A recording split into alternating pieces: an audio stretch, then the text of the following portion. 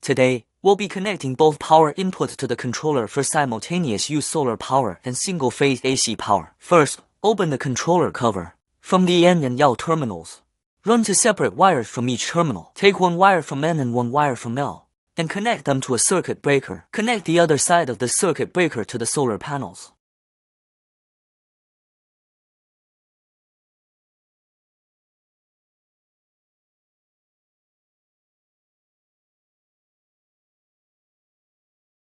Then take the remaining two wires, the other wire from N and the other wire from L, and connect them to a second circuit breaker. Connect the other side of the circuit breaker to the single-phase AC power supply.